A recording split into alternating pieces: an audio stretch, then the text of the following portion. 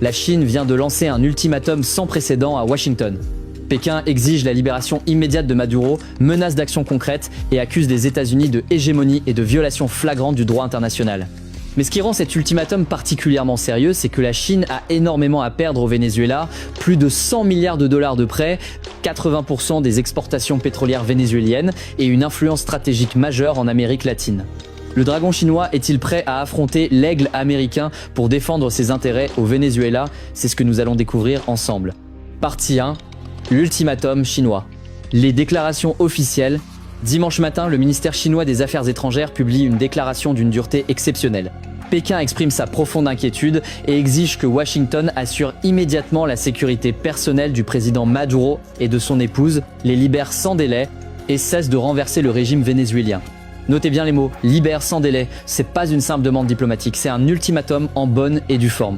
Le porte-parole chinois va plus loin, les actions américaines violant clairement le droit international, les normes fondamentales des relations internationales, ainsi que les buts et principes de la Charte des Nations Unies. Le timing révélateur.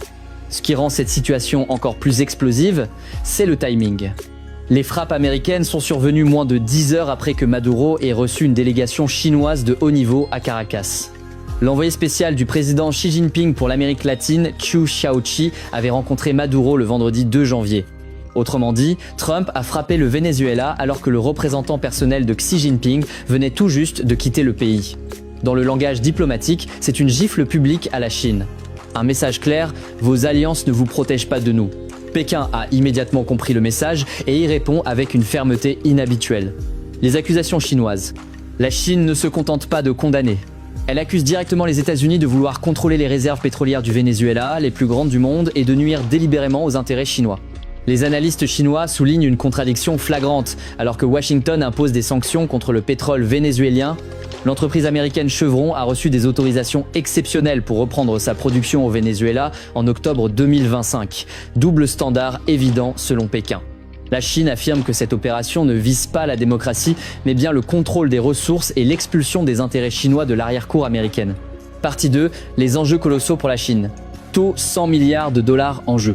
Comprenons bien ce que la Chine a à perdre. Entre 2007 et 2006, Pékin a accordé plus de 105 milliards de dollars de prêts et d'investissements au Venezuela. C'est colossal. Ces prêts étaient remboursés en pétrole, un système appelé Loans for All. Le Venezuela expédiait environ 400 000 à 800 000 barils par jour à la Chine pour rembourser ses dettes. Aujourd'hui, avec la chute de Maduro, tous ces accords sont en danger. La Chine achète 80% du pétrole vénézuélien exporté. Certes, le Venezuela ne représente que 4 à 5% des importations pétrolières totales chinoises, mais c'est un fournisseur stratégique qui permet à Pékin de diversifier ses sources d'énergie et d'éviter une dépendance excessive envers le Moyen-Orient. Une influence stratégique menacée. Au-delà du pétrole, c'est toute l'influence chinoise en Amérique latine qui est menacée. Le Venezuela était la tête de pont de la Chine dans la région. C'est le premier pays hispanophone à avoir établi un partenariat stratégique de développement avec Pékin en 2001.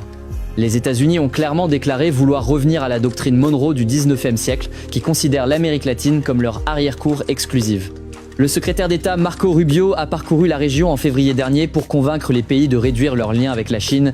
Le Panama a quitté l'initiative Belt and Road, le Mexique impose des tarifs de 50% sur les produits chinois, maintenant le Venezuela bascule. Pour Pékin, c'est un recul stratégique majeur.